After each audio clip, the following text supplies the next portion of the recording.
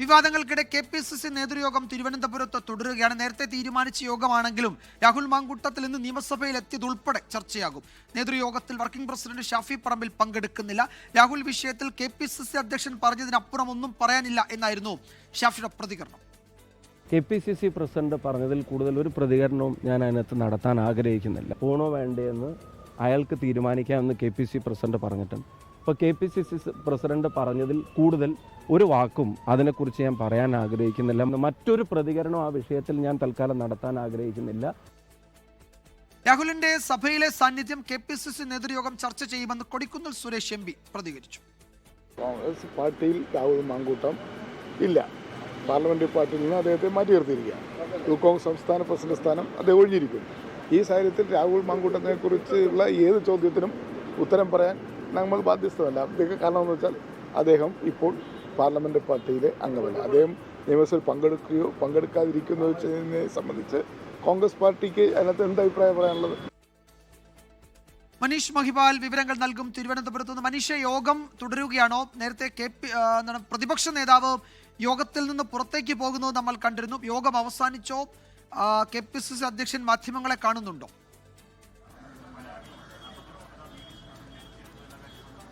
വിജയകുമാർ, ദീപാദാസ് മുൻഷി അടക്കമുള്ള മുതിർന്ന നേതാക്കൾ പങ്കെടുക്കുന്ന യോഗമാണ്. DCC അധ്യക്ഷന്മാർ മുതൽ KPCC ഭാരവാഹികൾ അടക്കമുണ്ട്. നേരത്തെ ഈ SIR വോട്ടർ പട്ടികയിലടക്കം എടുക്കേണ്ട നിലപാടുകളെ സംബന്ധിച്ച് ഒക്കെ തന്നെ തീരുമാനിക്കേണ്ട യോഗം നേരത്തെ തീരുമാനിച്ച യോഗമാണ്. പക്ഷേ രാഹുൽ വിഷയം വന്നതോടെ തന്നെ ഇതും പ്രധാനപ്പെട്ട അജണ്ടയായി മാറുന്നു എന്നാണ് ഏറ്റവും പ്രധാനപ്പെട്ട കാര്യം.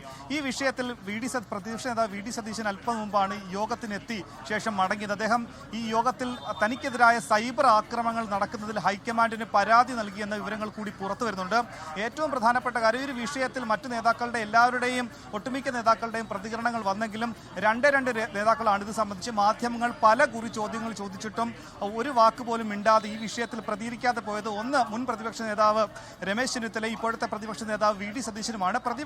നിയമസഭയിലെ തന്നെ പ്രതിപക്ഷത്തിന്റെ ആകെ നാഥനായിട്ടുള്ള പ്രതിപക്ഷ നേതാവ് ഈ വിഷയത്തിൽ എന്താണ് ഒരു നിലപാട് സ്വീകരിക്കാഞ്ഞത്? കാരണം KPCC അധ്യക്ഷനടക്കം രാഹുലിനെ പ്രാഥമിക അല്ലെങ്കിൽ പാർലമെന്ററി പാർട്ടിയിൽ നിന്ന് മാറ്റിയിട്ടുണ്ടെങ്കിൽ കൂടി രാഹുലിന് ഒരു നിയമസഭാ സാമാജികനാണ്, സഭയിൽ പങ്കെടുക്കാം എന്ന തരത്തിലേക്ക് അദ്ദേഹത്തിന്റെ പ്രതികരണത്തെ നമുക്ക് വ്യാഖ്യാനിക്കാമെങ്കിലും ഇത് സംബന്ധിച്ച് VD സതീശന് ഒരു പ്രതികരണം നൽകാമായിരുന്നു എന്ന അഭിപ്രായം പാർട്ടിക്കുള്ളിൽ തന്നെ ഉണ്ട്. നേരത്തെ തന്നെ ഇതുമായി ബന്ധപ്പെട്ട് ഉറങ്ങിക്കിടന്ന A ഗ്രൂപ്പ് അടക്കം സജീവമായത് രാഹുൽ മാങ്കൂട്ടത്തിൽ വിഷയത്തിൽ VD സതീശന് എടുത്ത നിലപാടുകളെ സംബന്ധിച്ചുള്ള വിമർശനത്തോടു കൂടിയായിരുന്നു.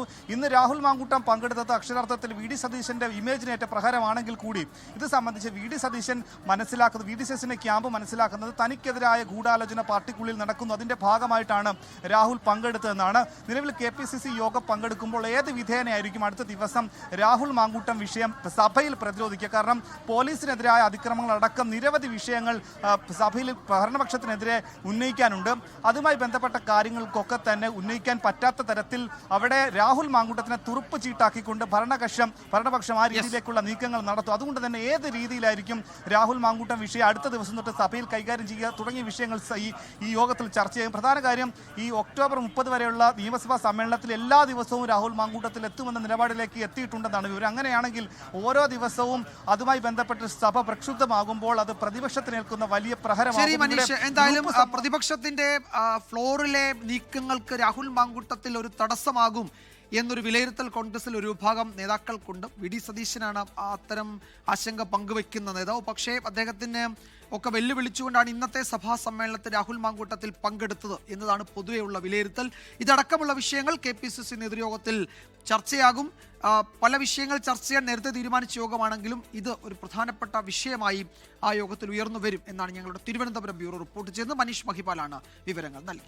ലോകത്തെവിടെയായാലും ഏത് സമയത്തും 24 വാർത്തകളും ഓഗ്മെന്റഡ് റിയാലിറ്റി പാക്കേജുകളും എക്സ്പ്ലെയിനറുകളും വിശദമായി കാണാൻ ഞങ്ങളുടെ YouTube ചാനൽ നിങ്ങൾക്ക് സബ്സ്ക്രൈബ് ചെയ്യാം.